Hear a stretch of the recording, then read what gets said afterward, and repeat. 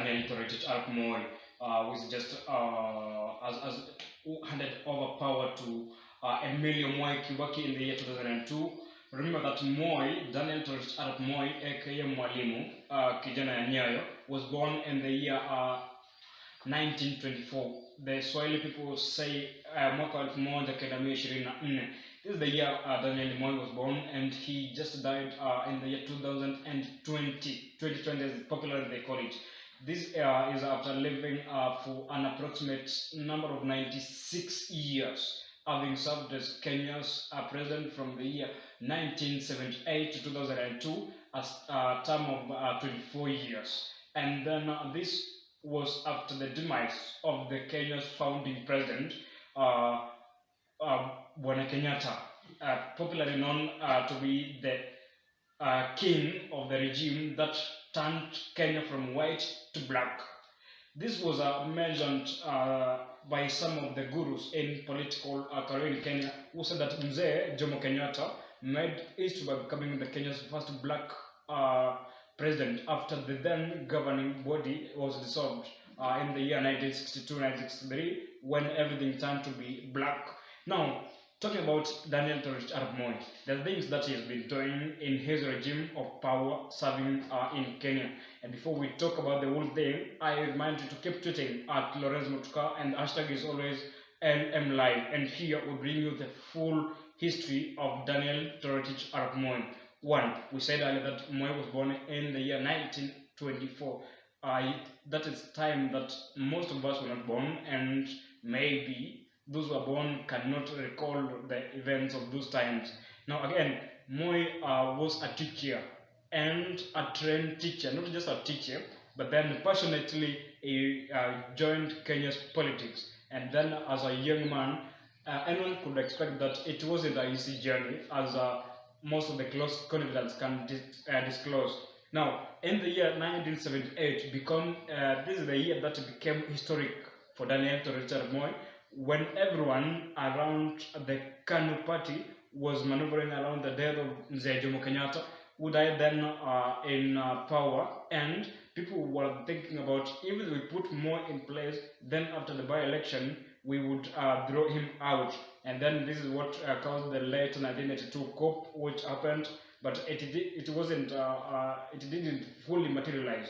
Now, talking about 1978 to 1982, when Moi settled to power and everything seemed to be a little bit corrosive for him.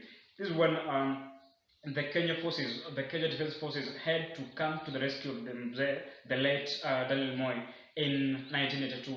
When the likes of Jaramogi Oginga and the likes wanted to withdraw the government, those are some of the allegations as mentioned by newspapers those times.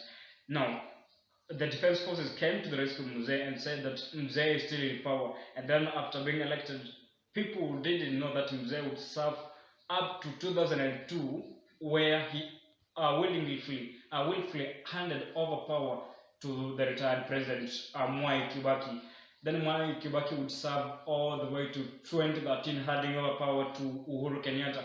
It should be remembered that in the year 2002, Moi's preferred candidate for the presidency was Uhuru Muigai Kenyatta, the son of the late Kenyatta, and then they had to concede defeat after Kibaki won unanimously, and everything seemed to be maneuvering away from the KANU party, where the likes of Professor George Saitoti and the likes of Kalonzo Musyoka had drifted away from the KANU party, mentioning that Moi had defied them and had gone against their wish, having either Saitoti or one of their counterparts being endorsed by the then president for the big post.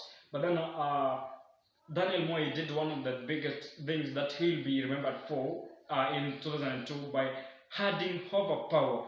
The close allies like the likes of Uhuru Kenyatta himself and the current Deputy President William Ruto said that they did not imagine that Moi would concede defeat that is simply, but then he did.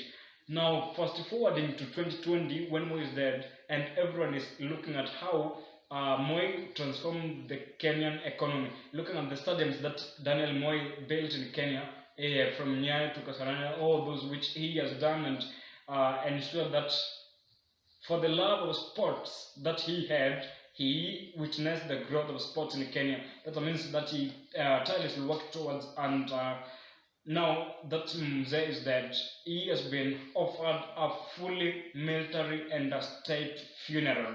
This is something that was witnessed 42 years ago after the demise of Mzee Jomo Kenyatta, and now fast forwarding, most of Kenya's population did witness this, and it is something that is monumental for them, and they'll be keeping a close eye on the event of witnessing the eve of the burial of Daniel Toroitich Arap Moi, Kenya's second president and the longest serving president of the Republic of Kenya. And now, according to him, a state funeral has been described as the biggest heroic thing that could be done to him at this time when he has been the Kenya's hero for quite some time, and largely the longest serving public servant from being a mwalimu to the present.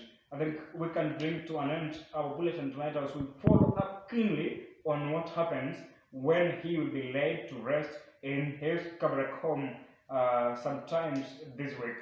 My name is Lawrence Mtuka, and this is Lawrence Mtuka Live, and we're going to be looking up to the fine details of the burial of Mzee, and we'll be airing them live to you from our news desk. Thank you very much.